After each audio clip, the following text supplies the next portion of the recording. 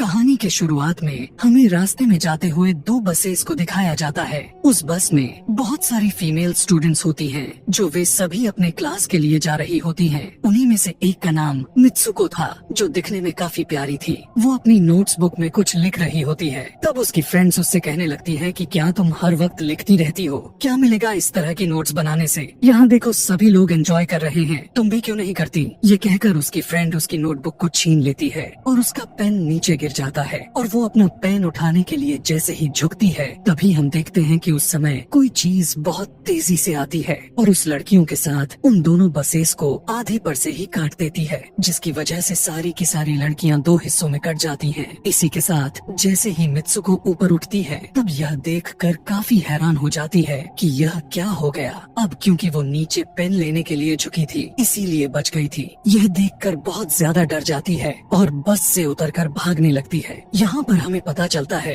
कि इन सभी को काटने वाली चीज कुछ और नहीं बल्कि हवा ही थी, जो सभी को काट रही थी। यह हवा अब मित्सुको के पीछे भी पड़ जाती है। यह देखते हुए मित्सुको चिल्लाते हुए काफी तेजी से भागने लगती है। भागते समय उसे आगे चार लड़कियां और भी दिखाई देती हैं और वो उन्हें झुकने के लिए कहती है, लेकिन काफी देर हो चुकी थी। वो हवा उन्हें भी आधे पर से काट कर चली जाती है। लेकिन उनमें से मित्सुको एक लड़की को बचा लिया था कि तभी इन्हें कुछ साइकिलिंग करते हुए लड़कियां नजर आती हैं, जो कहीं पर जा रही थी। उन्हें भी ये बचाने की कोशिश करती हैं, लेकिन वो हवा उनके साथ भी वही करता है जो अभी इनके दोस्तों के साथ हुआ और इसी दौरान वो लड़की भी मारी जाती है, जिसे अभी उस अदृश्य चीज से बचाया था। अब वो यह देखकर काफी डर जाती है और वो इधर उधर भागने लगती है। आगे हम देखते हैं कि मित्सुको जब एक नदी के पास जाती है, तो वो यह देखकर हैरान हो जाती है कि उस नदी में भी पहले से बहुत सारी डेड बॉडीज पड़े हुए थे, जिसने हवा ने यानी उस अदृश्य चीज ने काट दिया था। वहाँ से वो एक डेड बॉडी के कपड़े लेकर चेंज कर लेती है। अगली सीन में हम देखते हैं कि मित्सुको चलते चलते एक स्कूल में पहुँच चुकी है,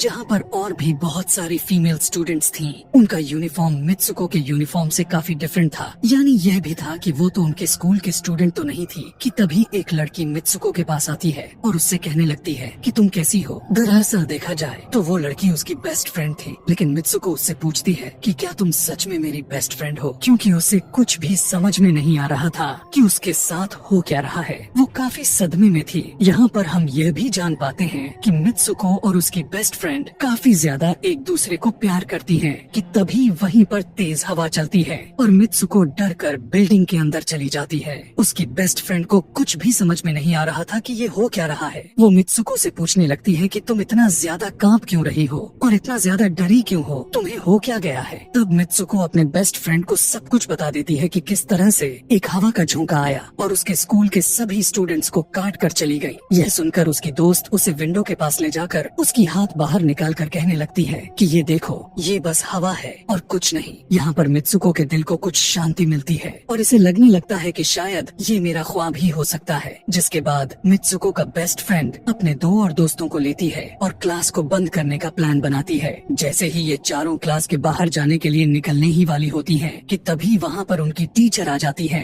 और उन्हें देख लेती है, लेकिन वो चारों वहाँ से भाग जाती हैं। वे चारों भागते भागते एक लेक पर आ जाती हैं। वहाँ पर मित्सुको की बेस्ट फ्रेंड अपने दोनों दोस्तों को भी उसके ख्वाब के बारे में बताती है। तभी उनमें से एक लड़की कहती है कि हो सकता है कि यह सच हो, जैसे मिरर वर्ल्ड होती है, जहाँ पर इस दुनिया से अपोजिट यानी उल्टा होता है। यह कहकर वो तालाब में एक पत्थर फेंक कर कहने लगती है कि देखो, यहाँ पर मैंने तो पत्थर फेंका है, लेकिन हो सकता है कि दूसरी दुनिया में मैंने ऐसा ना किया हो। कि तभी अचानक से उस तालाब में से एक क्रोकोडाइल निकल कर आता है, उसमें से एक लड़की को खा जाता है। फिर वो लड़की कहने लगती है कि देखो, मैंने कहा था ना, जो इस दुनिया में होता है वो उस दुनिया में बिल्कुल भी नहीं होता, और जो उस दुनिया में हो रहा है वो इस दुनिया में नहीं हो सकता। तो इसको भी उसी दुनिया में मगरमच्छ ने खाया है। और यहाँ पर ये देखो, ये तो बिल्कुल सेफ है। उसी लेक के पास एक बिस्तर यानी एक बेड नजर आता है। ये चारों उस बेड से तकिए को उठाकर खेलने लगती हैं कि तभी हम देखते हैं दूर से दो लड़कियाँ इन्हें देख रही थीं। उन दोनों लड़कियों में से एक ब्राइडल बनी हुई थी,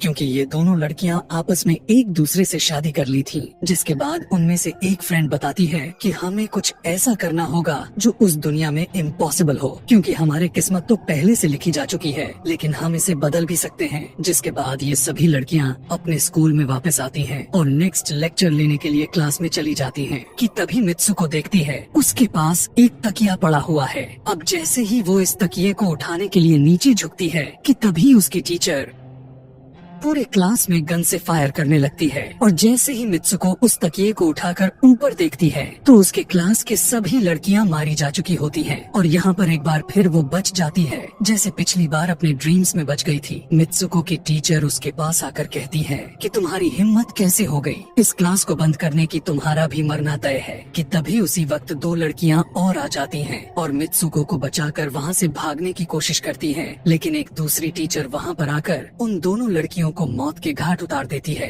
अब जितने भी स्टूडेंट्स की जान बच गई थी, मित्सुको उनके साथ बाहर भागने लगती है, लेकिन स्कूल की सभी टीचर्स उन सभी लड़कियों पर फायरिंग करने लग जाती हैं। अब यहाँ पर फायरिंग के दौरान सभी लड़कियाँ जैसे ही वहाँ से बाहर आती हैं, तो यहाँ पर हवा उन्हें काट देती है। यहाँ पर अब मित्सुको यहाँ पर एक बार फिर से अकेली रह जाती है और वो वहाँ से भागकर क्राउड एरिया से होता हुआ पुलिस स्टेशन में जाती है। वो वहाँ पर सब कुछ बताने लगती है। उसकी यह बात सुनने के बाद पुलिस वाली लड़की उससे कहती है कि लेकिन तुमने स्कूल वाली कपड़े तो नहीं पहने हुए हैं। और जब वो उसके सामने एक मिरर को रखती है तब मित्सुको उस मिरर में देखती है कि वो तो एकदम से बदल गई होती है और लोग उसे मित्सुको के नाम से नहीं बल्कि उसे किसी और नाम से बुला रहे थे। यहाँ पर हमें पता चलता है कि उसकी शादी होने वाली थी। तब वही पुलिस ऑफिसर उसे उसकी शादी के लिए लेकर जाती है। यह देखकर आसपास के लोग उसे कॉन्ग्रेचुलेशंस दे रहे थे। अब जैसे ही वे सभी उसे लेकर चर्च पहुँचते हैं तो मित्सुको को बेस्ट फ्रेंड भी वहीं पर मौजूद होती है। मित्सुको उससे पूछने लगती है कि यह सब मेरे साथ क्या हो रहा है। तब उसकी दोस्त उससे कहती है कि अभी खामोश रहो, हम अभी किसी के कंट्रोल में हैं।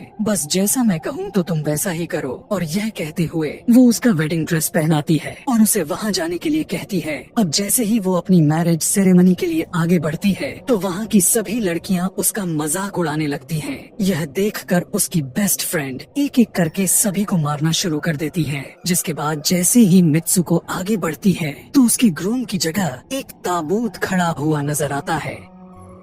उस ताबूत को खोले जाने पर एक बड़ा पिग बाहर निकल कर आता है। मित्सुको उसे देखकर काफी ज्यादा डरने लगती है और एक टूटी हुई बोतल से उस पर अटैक कर देती है। जिसके बाद मित्सुको और उसकी बेस्ट फ्रेंड चर्च से भागते हुए बाहर आ जाती हैं। यहाँ गेट पर भी दो लड़कियाँ इन्हें रोकने की कोशिश करती हैं, लेकिन मित्सुको की बेस्ट फ्रेंड इन्हें मारकर वहाँ से भाग जाते हैं। उधर मित्सुको दूसरी तरफ भाग रही थी क्योंकि अब उसे लगने लगा था कि उसके साथ कुछ ज्यादा ही गलत हो रहा है। आगे जाने पर एक और मिरर में खुद को देखती है तो वो एक बार फिर से खुद को बदला हुआ पाती है। अब जिस जगह पर मित्सुको थी वहीं पर रेस हो रही थी कि तभी उसके पास कुछ लड़कियां आकर उससे कहने लगती है कि तुम तो बहुत अच्छी रेसर हो, खड़ी क्यों हो, भाग क्यों नहीं रही। और जब वो भागना स्टार्ट करती है तब वो खुद में काफी एनर्जी फील करने लगती है। जिसके बाद मित्सुको रेस जीतने की पूरी कोशिश करने लगती है। भागते समय उसे अपने डेड फ्रेंड्स भी नजर आती हैं जो कुछ वक्त पहले उसके स्कूल में मारी जा चुकी थी। कि तभी उसी वक्त उसकी बेस्ट फ्रेंड भी आ जाती है। तभी ये दोनों नोटिस करती हैं कि वही पिग और वो औरतें जिन्होंने इनको चर्च में रोक रही थी वो सभी इन्हीं की तरफ आ रही थी।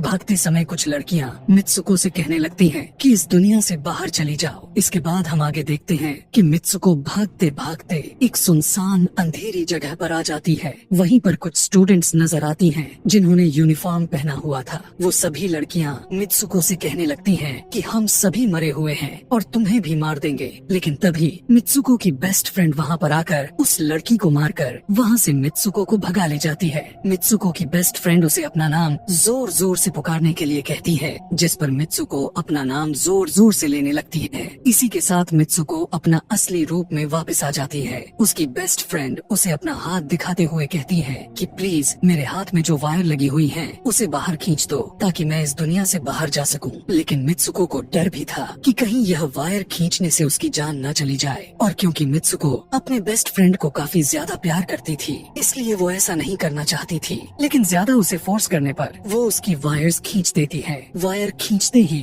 उसकी बेस्ट फ्रेंड की बॉडी दो हिस्सों में बट जाती है और तभी उसी वक्त उसे एक गेट नजर आती है। उस दरवाजे से बाहर आने पर वो देखती है कि अब वो आदमियों की दुनिया में आ चुकी है। वहीं पर उसके पोस्टर्स भी लगे हुए थे। जिस पोस्टर को कुछ लड़के देख रहे थे तभी एक लड़का मित्सुको के पास आकर कहता है कि तुम तुम फ्यूचर में हो। इस बात को सुनते ही वो बेहोश हो जाती है। कुछ टाइम के बाद जब उसे होश आता है तब वो आगे बढ़ती है। तब वो देखती है कि एक बूढ़ा आदमी गेम खेल रहा होता है और उसी गेम में मित्सुको वही कैरेक्टर नजर आती है जो अभी बनी हुई है। मित्सुको को देखते ही बूढ़ा आदमी कहने लगता है कि मैंने ही इस गेम को बनाया है और मैं ही हूँ जो तुम लोगों को कंट्रोल कर रहा हूँ। तुम तो बहुत पहले मारी जा चुकी थी, लेकिन मैंने तुम्हारा डीएनए लेकर तुम्हें फिर से बनाया। मित्सुको को जब यह बात सुनकर उसे पता चल जाता है कि यह एक गेम है तो उसे लगता है कि शायद मैं अभी भी अपने दुनिया में जा सकती हूँ। कि तभी उसी समय एक आदमी आता है और मित्सुको को अपने पास बुलाने लगता है। तब वो बूढ़ा आदमी मित्सुको से